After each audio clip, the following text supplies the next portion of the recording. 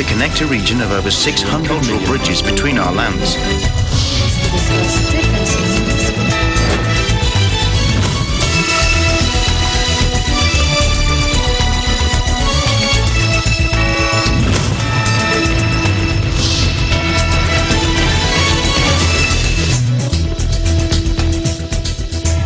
Hello and welcome to ASEAN in Focus. I'm Alma Angeles. On today's headlines. Malacanang dare the Makabayan Bloc and other leftist groups to admit that they are legal fronts of the Communist Party of the Philippines and say that its armed wing, the New People's Army, should renounce the armed struggle. President Duterte invited Russian President Vladimir Putin to visit the Philippines next year as soon as circumstances allow. Thai Prime Minister Prayut Chan-o-cha, under pressure from months of street protests, survived a legal challenge over his living arrangements that could have seen him thrown out of office. The kingdom's 9-member constitutional court ruled that Prayut was not guilty of conflict of interest by living in an army residence after leaving the military. And lonely no more, Kevin, the world's loneliest elephant, makes a new friend.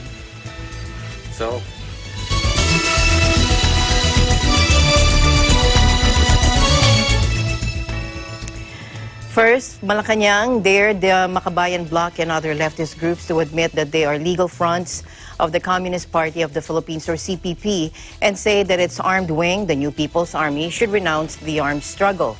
Presidential spokesperson Harry Roque made this remark after President Duterte on Monday night identified the Makabayan Bloc, Bayan, Gabriela, and other groups as legal groups of all CPP, alleging that they're part of a grand conspiracy to overthrow the government. Let's listen in. Kasi nga sinasabi nila yung mga legal fronts nila have nothing to do with the CPP. Eh ako naman, hello, since the time of Cory na decriminalize na nga yung pagiging member ng CPP, come out with it and admit, oo, member kami ng Communist Party of the Philippines. But the crime is the New People's Army because that is the crime of rebellion, taking up of arms against the government, killing civilians and soldiers. So, ang hirap kasi sa kanila, hindi mo naman kasi mahihiwalay talaga yung CPP sa NPA. Kaya nga ang mga statements nila always signed CPP-NPA. So, yun po yung illegal doon. The fact is, kung ikaw ay member ng CPP, pwede ka maging legal but you have to renounce the use of arms. Eh magagaling naman sila sa parliamentary politics, na-elect naman sila, pinakamarami sila sa party list groups. Bakit hindi pa nila i-renounce yung use of arms? Yun lang pong hinihingi. Pero habang hindi nila ni-renounce at habang sila po ay nakikibahagi pa dito sa paggamit ng dahas at sandata laban sa Republika, kriminal po yan. Pero first and foremost, let's be honest. Tigil na yan na nagsisinungaling pa sila na red tagging. Eh red naman talaga sila, sabi ng Presidente. At katotoo naman po yan eh. Ang hinihingi lang natin, you can be a red without necessarily endorsing the use of arms. Well, yun lang po. Unang-una, to expose their lies. Personal knowledge po yan, ha? Si Congressman Zarate cannot deny that. Matagal na sila magkakakilala. At saka ang Presidente mismo admitted more than once na he was part of the legal front. Yung precursor ng karapatan. He was head of that group in Davao. So alam niya yung link between these legal fronts, kaya nga legal po, para kunwari hindi sila kasapi, dun sa CPP-NPA. And problema nga po kasi, the Communist Party does not stand alone in this country. Otherwise, they will run for party list. Palagi nilang kadikit yung -NPA, and that becomes criminal. The CPP-NPA is listed as a terrorist organization by the United States, the European Union, the United Kingdom, Australia, Canada, New Zealand, and the Philippines. President Duterte has approved the emergency use of authorization for drugs and vaccines against the coronavirus disease. The President signed Executive Order number 121 on December 1, granting authority to the Director General of the Food and Drug Administration to issue an EUA or emergency use authorization for COVID-19 drugs and vaccines subject to several conditions. Outside clinical trials and except in cases where a compassionate special permit is issued, no unregistered COVID-19 drug and vaccine may be manufactured, sold, imported, exported, distributed, or transferred without an EAU, according to the EO. With the newly signed order, a vaccine can be approved for use within 1 month instead of undergoing the usual 6-month review period. Under the new EO, a drug or vaccine for the coronavirus can only be granted an emergency use authorization if it's reasonable to believe that these may be effective to prevent, diagnose, or treat COVID-19 if the benefits of these outweigh the risks and if there is no adequate, approved, and available alternative to these. If granted, an EUA is only valid for as long as the public health emergency due to COVID-19 persists. The FDA may also revoke it to protect the general public health and safety. According to the EO, the government agency can pertain to the National Procurer or Public Health Program Implementer. A panel of experts to be convened by the FDA will evaluate the vaccine or drug for its efficacy and safety, and the panel is supposed to submit its recommendations to the FDA Director General. The National Task Force Against Coronavirus Disease Chief Implementer Secretary Carlito Galvez Jr. during the Laging Handa public briefing said the government is eyeing the resumption of face-to-face classes for students of medical courses as the country faces the coronavirus disease pandemic.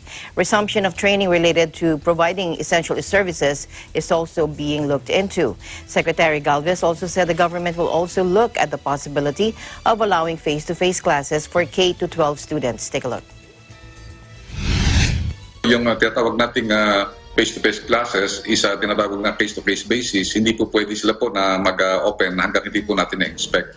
Actually po, yung Holy Angel University at saka ito pong Fatima University ay matagal po na po ito nag-prepare. At ang alam po namin po, si Sir Popoy, Secretary Popoy De Vera, ay nagbigay na po ng guidelines noong pang mga nagdaang buwan. At ang preparation po na ginagawa po ng ating mga schools, especially yung mga tinatawag natin na nasa graduating classes, ay matagal na po nilang na-prepare. Ang gagawin lang po namin ay we will inspect yung facility. Nakita po natin talaga ang edukasyon po ay napaka-importante po talaga sa ating mga mamamayan, lalo-lalo na to sa mga grade schools at saka tinatawag natin sa mga higher education. At nakita po natin din talaga na talagang mayroon pong mga kurso at saka mayroon tayong mga tinatawag na mga courses na dapat talaga mayroon talaga tinatawag na experiential learning or tinatawag nating face-to-face. So gagawin po tayo ng paraan, titingnan po namin, makipag-coordinate po kami kay Secretary Biones on how we could really expedite at look at the possibility na magkaroon po ng tinatawag na reconfiguration ang different schools so that we can really follow and obey yung tinatawag na minimum health standard. Nakita po namin dati kasi na talagang based dun sa mga studies ay talagang nagiging super spreaders ang mga bata at nakita po natin dito. Yung tinatawag nating face-to-face classes is tinatawag na face-to-face basis. Hindi po pwede sila po na mag-open hanggang hindi po natin na-inspect. Actually po, yung Holy Angel University at saka ito pong Fatima University ay matagal po na po ito nag-prepare. At ang alam po namin po, si Sir Popoy, Secretary Popoy De Vera, ay nagbigay na po ng guidelines noong pang mga nagdaang buwan. At ang preparation po na ginagawa po ng ating mga schools, especially yung mga tinatawag natin na nasa graduating classes, ay matagal na po nilang na-prepare. Ang gagawin lang po namin ay we will inspect yung facility.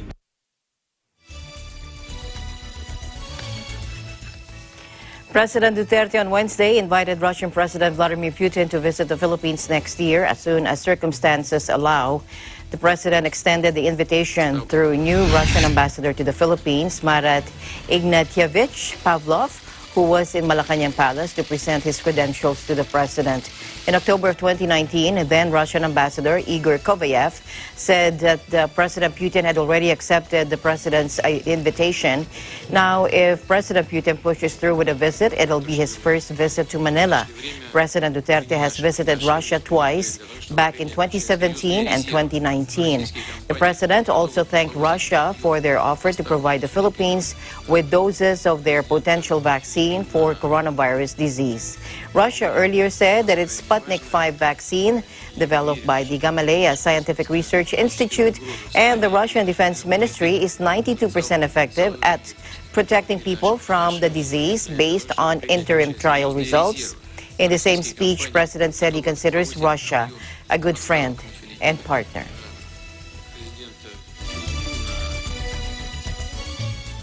In a related news, the Russian Minister of Health, Mikhail Murashko, said that data collected on the Sputnik V COVID-19 vaccine showed that it caused strong antibody and cell immune response, and confirmed that more than 100,000 Russians have already been vaccinated. In a video message to a virtual event on the Russian vaccine, Mr. Murashko said the vaccine was being given to high-risk population groups and is being delivered to all regions of Russia to launch a mass vaccination campaign. Let's listen in. Collected data showed that the vaccine caused strong antibody and cell immune response.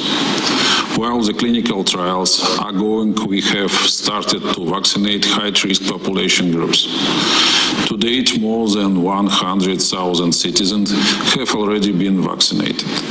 Vaccine Sputnik V is being delivered to all regions of Russia to launch a mass vaccination campaign shortly. We can all solve this problem if we act together, if we forget about politics when we talk about vaccines. And I think United Nations is a great example and a great testament of togetherness that needs to happen. The second approach is portfolio of vaccines. Not one vaccine can solve the world problems. We need a portfolio of vaccine. Different vaccines need to work together. And I think this portfolio approach is important. And we wish all of the other vaccine candidates great successes. We need them for safety of people and for economic well-being of the world. And the third principle is equal access. Equal access by wealthy and less wealthy nations to the vaccine. Equal access by citizens within each country to the vaccine. Equal access to production facilities to produce vaccine. And equal access to the vaccine itself. I believe that the world will definitely need different vaccines, from different manufacturers, but I'm absolutely sure that given our production capacity and production capacity from other nations, we jointly with them will be able to really defeat coronavirus through vaccines next year and make return to normal much faster because of the vaccines. So I think Russia, moved forward beyond those politically motivated and biased attacks, and is just, very open, very positive about its approach. And that is why that approach is appreciated by lots of countries who have submitted requests for more than 1.2 billion doses of the vaccine. And we ask all of the countries to, forget about politics when we talk and work on vaccine. Really, saving lives is more important than political benefits. During a speech at the UN General Assembly back in September, Russian President Vladimir Putin offered to supply the Russian vaccine for voluntary vaccination of the UN personnel. In August, Russia's health ministry registered the world's first vaccine for the prevention of COVID-19 developed by the Gamaleya Research Center. It was named Sputnik V. Recently, Russian Sovereign Wealth Fund had also announced the second interim analysis of clinical trial data, which showed over 90% efficacy for the vaccine on day 28 after the first dose, and efficacy of over 95% 42 days after the first dose.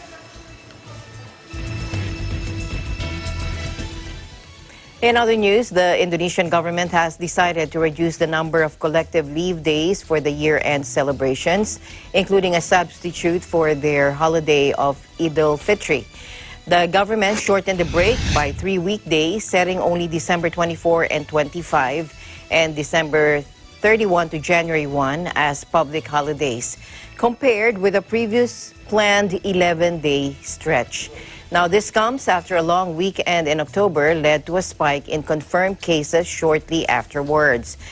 Indonesia has reported more than 500,000 cases so far. An association of doctors had urged the government to shorten or even scrap the holiday as health workers struggle to keep up with the caseload. In Vietnam, Prime Minister Nguyen Xuan Phuc has decided to temporarily suspend commercial flights while chairing a meeting on COVID-19 response. Now, the decision was made one day after the Ministry of Health reported the first community infection case of COVID-19. Patient number 1347, ending a streak of 88 consecutive days without a single local infection. Ho Chi Minh City officials have isolated 513 people after 3 people tested positive for the virus. Now, Prime Minister Phuc directed the Ho Chi Minh City government to quickly trace and isolate everyone who came in contact with those who tested positive for this week. Meanwhile, the government also said rescue flights will continue to bring citizens stranded abroad due to the COVID-19. The European Union on December 1 announced a new €20 million program to support the preparedness and response capacities of ASEAN nations as part of Team Europe's global response to the pandemic. As part of Team Europe's global response to the coronavirus pandemic, the EU announced the €20 million program. This will support the preparedness, response capacities of their partners in the Association of Southeast Asian Nations. The Southeast Asia Pandemic Response and Preparedness Program will be implemented by the World Health Organization. It will work closely with national authorities and ASEAN Secretariat. It will also enhance regional coordination of the COVID-19 response and will strengthen the capacity of health systems in Southeast Asia while paying special attention to vulnerable populations. Commissioner for International Partnerships, Jutta Urpilainen, announced the program at the 23rd EU-ASEAN Foreign Affairs Ministers meeting.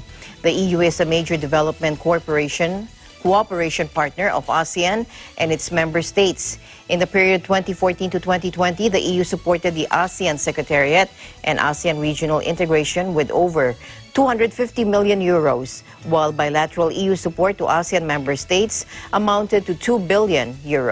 The program will also support timely and transparent communication about the pandemic. It will help reach people living in rural and remote areas with information about the preventive measures, symptoms, and risks. A coronavirus cluster in Thailand grew to 10 amid fears scores of other Thai women connected to a hotel in a notorious Myanmar border town could be infected and may attempt to return home under the radar. Health authorities in Bangkok were holding emergency talks on Wednesday night, according to an official, and Thailand has managed to contain COVID-19 infections to just over 4,000 cases. Its Achilles heel is an extremely porous 2,400-kilometer border that it shares with Myanmar, where the virus is rampant, with more than 1,000 new cases a day in recent months. Now, the Thai Public Health Ministry announced a further 6 Thai women who had returned from Takilek who tested positive, up from 4 on Tuesday. Now, 2 of the women remained in Chiang Mai in Thailand's north, while the other 4 caught planes, minibuses, taxis, and motorbikes to travel to Bangkok, Phayao, Pichit, and Ratchaburi provinces. Now, Thai officials couldn't confirm the number of people who had come into contact with the 6 new cases. The whole cluster of 10 Thai women worked at the same entertainment venue, the 1G1 Hotel, about 1.5 kilometers from the border, according to local media. An estimated 70 to 100 Thai women are employed in the karaoke and VIP rooms as models who entertain according to Thai media. A hotel staff member told AFP the general manager was in police custody for breaching Myanmar's disaster laws relating to coronavirus regulations by opening the venue. Now, the 4 confirmed coronavirus cases from Tuesday remained in Thailand's north. Since the pandemic, Thai border patrols have stepped up surveillance to prevent illegal crossings. Long plagued with a seedy reputation, Tachulek serves as a conduit for the so-called Golden Triangle's lucrative drug trade and is home to numerous brothels. Myanmar has more than 90,000 confirmed coronavirus infections, with just under 2,000 deaths, according to the latest official figures. Parts of northern Rakhine State and commercial capital Yangon are under lockdown.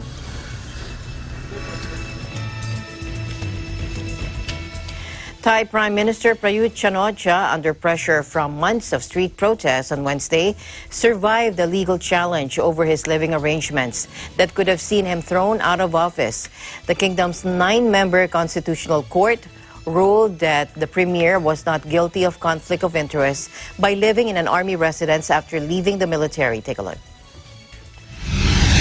แต่ผู้ถูกร้องดำรงตำแหน่งนายกรัฐมนตรีอยู่ก็ยังคงเป็นผู้มีสิทธิ์พักอาศัยในบ้านพักรับรองกองทัพบกดังกล่าวเนื่องจากผู้ถูกร้องเคยเป็นอดีตผู้บังคับบัญชาชั้นสูงของกองทัพบกซึ่งทำคุณประโยชน์ให้กับกองทัพบกและประเทศชาติแม้ในอดีตรัฐเคยกำหนดให้สถานที่บางแห่งเป็นที่พำนักของนายกรัฐมนตรีในขณะที่ดำรงตำแหน่งเช่นบ้านพิษณุโลกก็ตามแต่ในปัจจุบันการบำรุงรักษายังไม่พร้อมใช้นั้นความเป็นรัฐมนตรีของผู้ถูกร้อง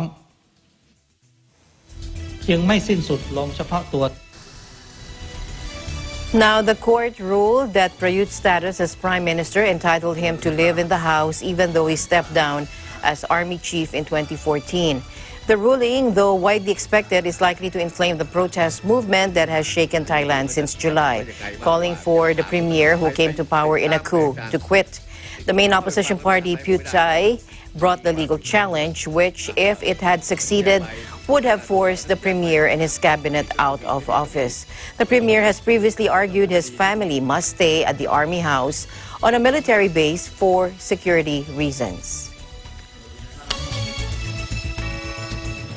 And in a related news, inflatable ducks bobbed on a pro-democracy crowd of thousands in Thailand's capital, Bangkok. They gathered to show their anger after the Thai Prime Minister was found not guilty of a conflict of interest by the Constitutional Court. The 9-judge court ruled that Prayut Chan-o-cha was not guilty of conflict of interest by living in an army residence after leaving the military. Let's take a look.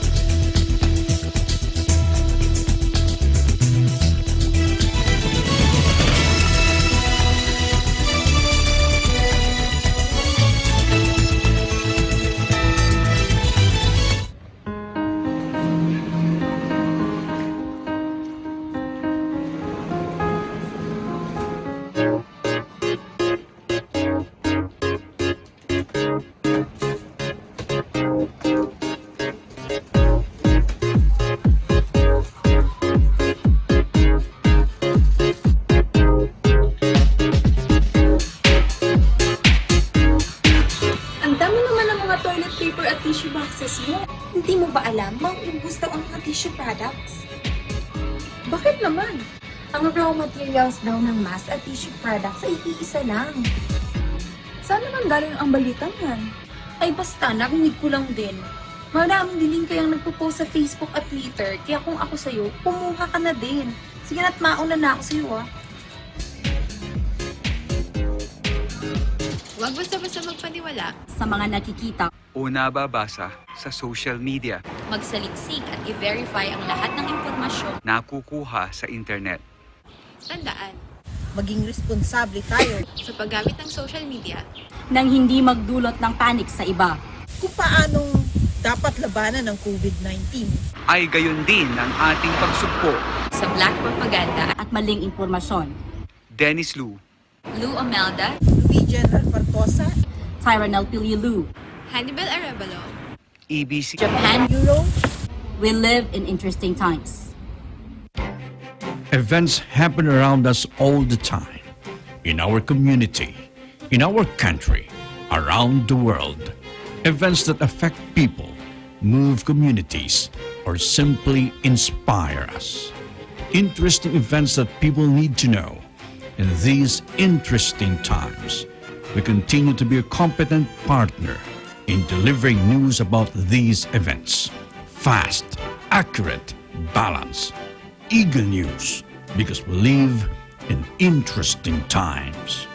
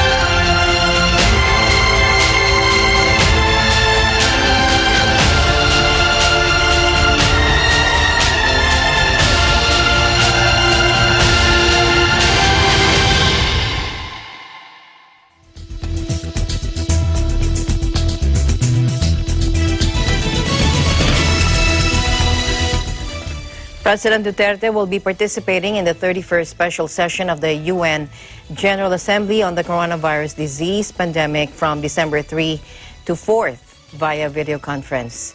The president is expected to deliver the Philippine statement today, New York time. He is also expected to raise universal access to anti-COVID-19 technologies and products and the need for global efforts to ensure the availability of safe and effective vaccines to peoples of developing nations. At the 75th session of the UNGA held in September this year, President Duterte stressed that access to safe and effective vaccines should be made available to all, rich and poor nations alike. He also said the COVID-19 vaccine must be considered a global public good in joining the collective voice of partners in ASEAN and the non-aligned movement, NAM. The special session is being held under Resolution 75-4 adopted by the General Assembly on November 5. It was first proposed by the NAM, where the Philippines is also a member. The special session aims to reaffirm the key role of the United Nations in maintaining global order, especially in the face of an unprecedented global public health crisis. According to its website, the special session will allow many stakeholders to share their experiences in fighting the pandemic, reflect on the global response to date, and forge a united, coordinated, and people-centered path forward. The first day of the special session on December 3, consisting of an opening segment followed by a general debate, will focus on the experiences of member states. The interactive dialogue on December 4 will entail a series of moderated panels covering key aspects of the impact of and response to the COVID-19 pandemic, including the UN health system and the humanitarian response to date, the road to a COVID-19 vaccine, and the socio-economic impact and recovering better. Metropolitan Manila Development Authority General Manager Jojo Garcia said voting of the 70 mayors was unanimous in a meeting on Wednesday night. According to Garcia, minors, however, are allowed to go out to exercise or for essential needs. Earlier, Garcia said the group consulted with Dr. Jocelyn Alonso Eusebio, the president of the Philippine Pediatric Society. Minors still not allowed inside Metro Manila malls. On Tuesday, Interior Secretary Eduardo Año said that minors were still banned in malls. He also said local government units need to pass an ordinance following children in those establishments before they are allowed entry. Let's listen in. Set na recommendation is the facts. No? Yung facts yun. Okay? Kasi nga, sabi nga nila, ano sila eh, kumbaga private sila, ayaw nila makialam. They're just, hindi sila magre-recommend or kukontra. Sasabihin nila yung facts and pros and cons, no? So nangako naman na hopefully by today or tomorrow maglabas sila. We will wait for the opinion of the experts, no? Sabi nga nila, payagan natin yan, magkaroon ng surge. Ang sisisihan mayors eh. No? At hindi naman mga doktor yan, no? Yung mga mayors natin.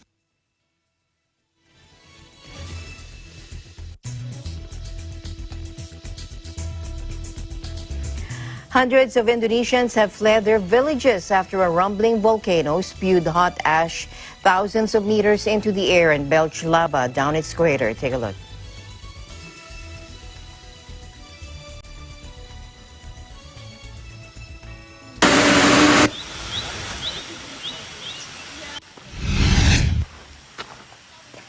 Pagi sempat ada guguran lava lagi sejauh kurang lebih 2.500 meter. Mount Semeru on Java Island spouted the towering column on Tuesday, prompting a call for around 500 people to temporarily evacuate their homes. Footage from the scene showed dead livestock covered by pyroclastic flows, a fast-moving mixture of hot gas and volcanic material as steaming debris flowed into a nearby river. Local disaster agency chief Agustriano warned that residents could still be at risk as heavy rains threaten to trigger more volcanic flows from the still spewing crater. The eruption came days after Mount Ili Lewotolok roared back to life on the far eastern end of the archipelago nation. Around 6,000 residents fled to shelters there after the crater ejected a thick tower of debris 4 kilometers into the sky on Sunday, and it triggered a flight warning and the closure of a local airport. There were no reports of injuries or deaths. Indonesia is home to about 130 active volcanoes due to its position on the Ring of Fire, a belt of tectonic plate boundaries circling the Pacific Ocean where frequent seismic activity occurs. In other news, Australian Federal Police Detective Superintendent Paula Hudson spoke with AFP about an incredible influx of child sex abuse cases during the coronavirus pandemic. Now, police have arrested several men related to investigations into child abuse material during the pandemic as the virus enforced isolation, pushes victims and predators online more often. Let's listen in. Highlight is that the AFP are seeing an incredible influx in relation to child exploitation reports and material. What I would say is that this year, financial year, we received over 21,000 reports into the Australian Centre for Child Exploitation, and that's up from last year. We received 14,000 reports. Investigators are seeing COVID-specific related child exploitation forums where they are discussing the opportunities that have arisen for them during the COVID period and getting access to new material to share. Yeah, absolutely. I would agree. It is a perfect storm. People are spending more time at home, as you know, in lockdown, more time online, both offenders and victims. So it's a horrendous and gut-wrenching crime type and sickening. I think that we would say that it's always been there. The fact that we're making more and more headways and it seems that nearly every other day there's a story in the media around someone's been arrested, it's actually showing that we're getting ahead of the game. This is, as I said, across the dark web, the same period as last year. We've seen a double in the amount of child exploitation being exchanged. And as I mentioned, that actually some of those websites are actually crashing, and they are going to the ClearNet to conduct their business as well.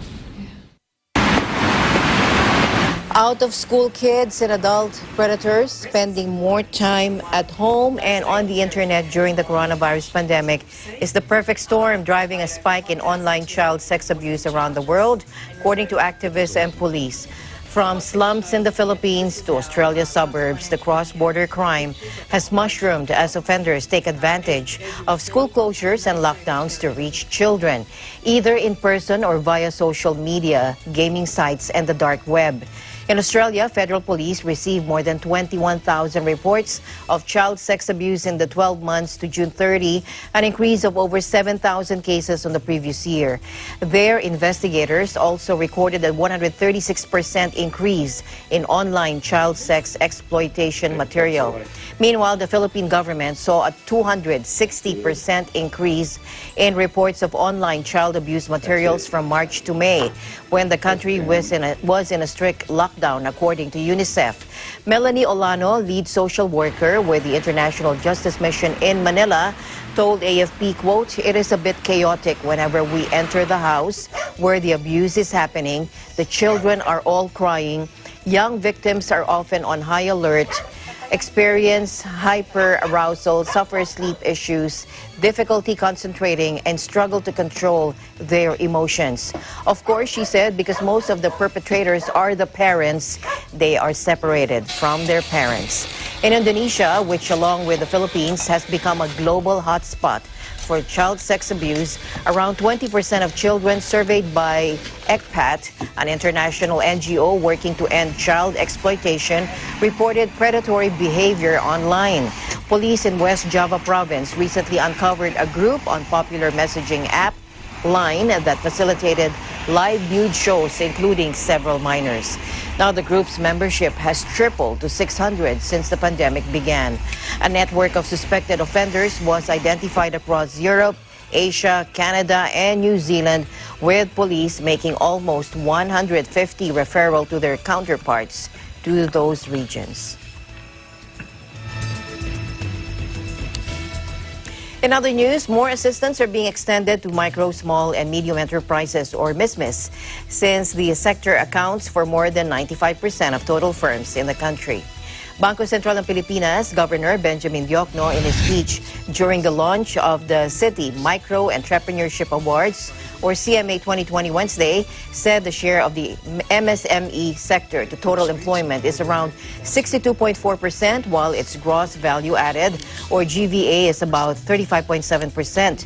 Mr. Diokno said most MISMES, or MSMEs, are located in low-income areas and serve as engines driving local economies. He said micro entrepreneurs also nurture swathes of the Filipino population, depending on them for post-pandemic recovery and rebuilding. Hence, the BSP is pulling out all the stops to support micro entrepreneurs and SMEs. Among the support that have been extended to small businesses include the increased lending by banks to the sector, as these loans have been considered as compliance with reserve requirements, reduced credit risk weight on current MSME loans, and 0% risk weights for loans covered by government guarantee programs. In terms of the contribution of the private sector for MSMEs, Mr. Diokno said the 2-decade CMA bodes well with the central bank's bid to raise awareness on the opportunities and impact of the sector on inclusive development. In other news, Italy's ambassador to Malaysia, Cristiano Magipinto, said trade between Italy and Malaysia is more stable than Italy's trade with other countries of the Association of Southeast Asian Nations, or ASEAN, this year, despite the setbacks caused by the COVID-19 pandemic. He said in a Burnham report, trade between Italy and Malaysia had decreased in 2020, but the decrease is much lesser compared to Italy's trade with other ASEAN countries. This is an exclusive interview with Burnham. He also said that Italian data showed that from January to August this year, Italy-Malaysia trade volume has only decreased by 7.6% compared to an average decrease of 13.1% in trade volume with other ASEAN countries. He pointed out that although transactions across most sectors showed a decline, Italy's import of Malaysian palm oil was unaffected by the pandemic. On the contrary, he said the import of Malaysian palm oil had increased. And for the first 8 months of this year, he also said Italy had imported palm oil worth 335.7 million euros from Malaysia. Among Italy's main exports to Malaysia are machinery, aircraft and spacecraft, leather goods and automotive. Lab-grown chicken will soon be available in restaurants in Singapore after the country became the first to greenlight meat created without slaughtering any animals. U.S. startup Eat Just said Wednesday that its meat had been approved for sale in the city-state as an ingredient in chicken nuggets. The news marks a breakthrough for the global food industry, according to the company, as firms increasingly try to find less environmentally harmful ways of producing meat. I'm sure that our regulatory approval for cultured meat will be the first of many in Singapore and in countries around the globe. This is according to Josh Tetrick, the co-founder and CEO of Eat Just. Consumption of regular meat is an environmental threat as cattle produce methane, a potent greenhouse gas, while logging forests to make way for animals destroys natural barriers against climate change. Demand for sustainable meat alternatives is rising due to growing pressure from consumers about the environment and animal welfare, but other products in the market are plant-based. There were concerns that lab-grown varieties would be too expensive, but a spokesman for Eat Just said the company had made considerable progress in lowering the cost.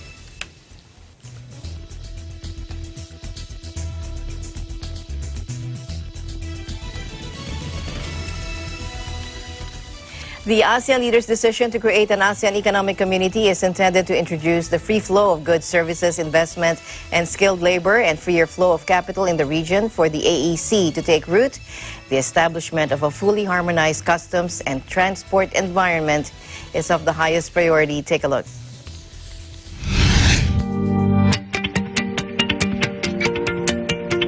ASEAN, a big expanding market. ASEAN and the EU share common objectives for economic integration and free trade. The ASEAN economic community is a reality, driving forwards a single market and a production base, and connecting a highly competitive region fully integrated with the global economy. ASEAN acts as a focus for the free movement of goods, services, and investments. Together, the 10 member states generated $3 trillion in 2018, making ASEAN the 5th largest economy in the world. With the highest potential growth globally, ASEAN is set to be the world's 4th largest economy by 2050. The ASEAN Customs Transit System, or ACTS, creates a trade facilitation platform for the free movement of goods in the region. Developed jointly by ASEAN and the European Union, ACTS removes the need for multiple customs declarations at borders. ACTS requires only one electronic declaration, one guarantee, and one truck for the entire journey. This means faster, more reliable on-time deliveries and lower transport costs, backed by state-of-the-art tracking and monitoring capabilities. ACTS ensures the safety and security of society, protecting public revenues and protecting public values. Regional integration and sustainable growth are values shared by ASEAN and the European Union. Driving towards the ASEAN Community Vision 2025, ACTS will play a key role in building the regional economy, taking the single market to the next level.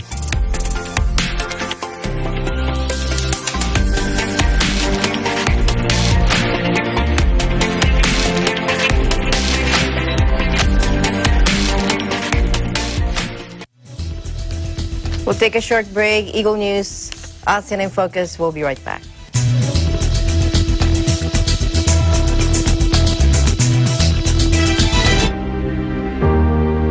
It says the best defense is still containment.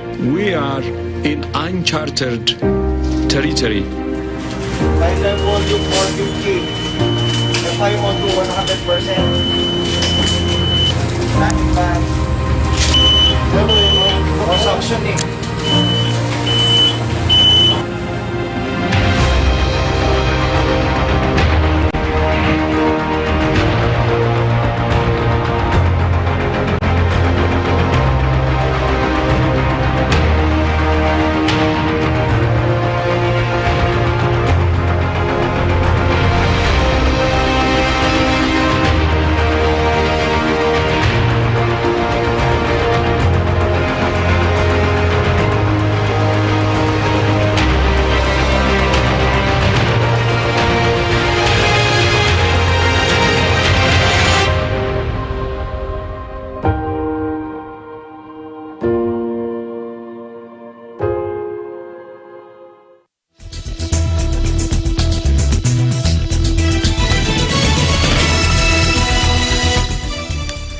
New Zealand's 53rd Parliament formally opens, but no member of the Parliament was of Filipino descent. We have an update from Greg Bessa. Hello, Greg.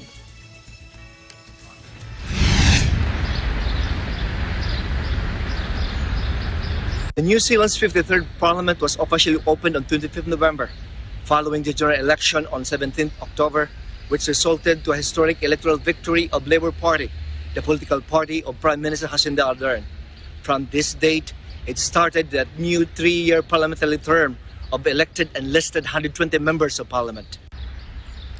During the opening ceremony on 25th November, which was called Commission Opening, the 120 members of Parliament, both elected and listed, took their oath of allegiance to the sovereign or affirmation of allegiance to Her Majesty Queen Elizabeth as the head of state in concurrence to legislative requirement. Though reciting the oath of allegiance or affirmation can only be done in English or Maori, the New Zealand indigenous language, other members of Parliament repeated such in 10 other languages which reflected their ethnic origins. Many of them swore their oath on the Bible, while others did it on other written documents they considered important to them. Due to COVID-19 concerns, members of Parliament swore their oaths either individually or in pair. On the same occasion, the Right Honourable Trevor Mallard was re-elected as Speaker of the House of Representatives of New Zealand, who in turn expressed his gratitude to the Prime Minister and his colleagues and was looking forward to enacting priority bills related to COVID-19, housing and economic recovery, among others. It's an honour and a privilege to be re-elected, and for me it was very special that it was unanimous, that all parties in Parliament were supportive. Having the trust of the Prime Minister is very good, but having the support of the Leader of the Opposition, I think sort of indicates that I've done an even-handed job in the last Parliament. For this Parliament, I think will be the continuing to deal with COVID, which I think we've dealt with very well as a country, as a team of 5 million, led by the Prime Minister, but the Parliament has been very supportive. I think after that, issues of poverty and housing is where there's going to be a lot of focus. The cost of new houses, the availability of rental houses and state housing. I think there'll be a lot of focus on that. Having a significant number of gender, ethnic and indigenous representations, the composition of 53rd Parliament is considered as the most diverse ever in the history of New Zealand's legislative body. However, despite the wide-ranging inclusiveness of the new Parliament, the strong and growing population of Filipino community in New Zealand expressed their frustration and dismay due to non-inclusion of a member of Parliament with Filipino background, unlike the previous Parliament, where Paulo Garcia, the first member of Parliament of Filipino descent, was a part of. We are, on one hand, very proud that we had 4 Filipino Kiwi candidates running for office. Paulo Garcia, the National Party, Mr. Romy Udana, and Monina Hernandez for the Labour Party, and the new Tea Party fielding Ms. Willa Bernardo. Well, unfortunately, they did not make it. Well, what should we do? How can the Filipino community best assure itself of having our own member of parliament in New Zealand? Of course, the embassy cannot lobby for a particular party, let alone a particular candidate. We're very proud that we had Paulo Garcia making history as the first Filipino MP. But what we can say, and what the embassy has been saying, is that we are encouraging Filipino Kiwis to register to vote, and to join a political party according to your convictions and be very active in that party. So some have been saying, the Filipino vote should be very well reflected in having a Filipino candidate. Well, again, I'm very happy that Filipinos have made themselves felt, at least through their support for respective Filipino candidates and for the parties of their choice. I think it's very disheartening to see that there's no MP of Filipino descent in the upcoming parliament. The House of Representatives is supposed to be a reflection of New Zealand society in general, and without any Filipino representation there, it's lacking because there's no one there to be a voice for the Filipino community in New Zealand. But I think that as long as we Filipinos continue to be vocal about the issues that matter to us and continue to engage with our local MPs, I believe that we can still have the issues that affect us be represented in policy making. On the other hand, Member of Parliament Honorable Simon Bridges promised to help representing the concerns of the Filipino community in Parliament as he commended the continuing crucial roles of Filipinos in nation building. Other than working with Paulo Garcia during the last Parliament, he also took pride of his 2 visits to the Philippines, recent of which was in January 2019, together with other members of the previous Parliament. I'm sad that I don't have my friend and colleague Paulo Garcia, but of course I'm back as Member of Parliament for Tauranga. There's a lot to look forward to this term in Parliament. I'm looking forward to working hard for the people of Tauranga.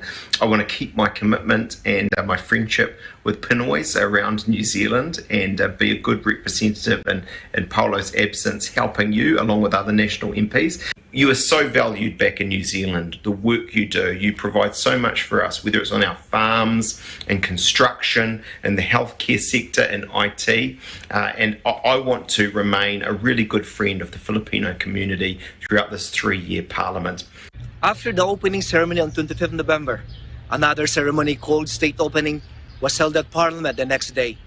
This was attended, along with members of Parliament, by distinguished guests and prominent members from public and private sectors, led by the Governor-General of New Zealand. From Parliament grounds, reporting for Eagle News New Zealand Bureau, this is Greg Besa. We live in interesting times. And finally, in our news, it was his first contact with another elephant in 8 years. Reaching out with his trunk, Kevin tentatively greeted a fellow inhabitant of the Cambodian sanctuary where he is beginning his new life after being rescued from grim conditions in a Pakistani zoo. Take a look.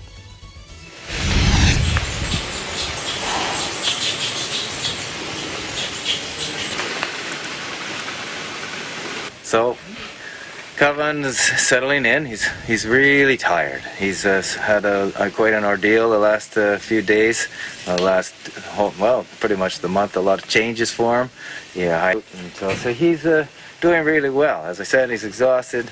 He ambles about. He's exploring this first initial grounds for him, and he'll throw dust and sand.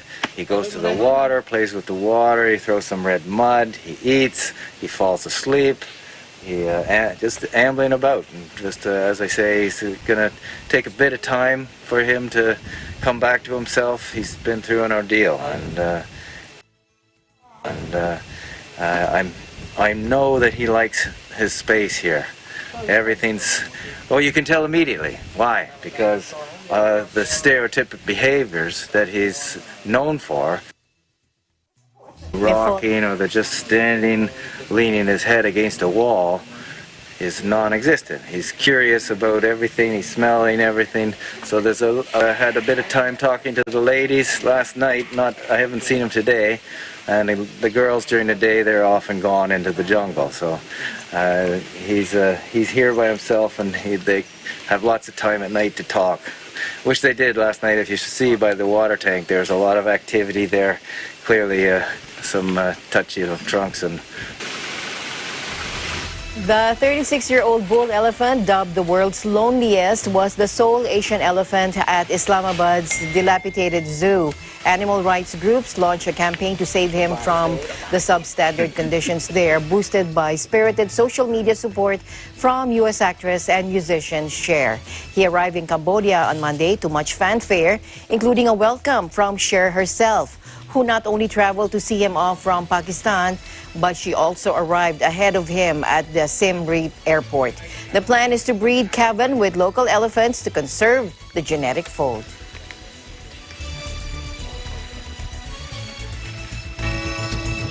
And that is the latest news in the Southeast Asian nations. Stay updated about the ASEAN region. Amal Angeles, we live in interesting times.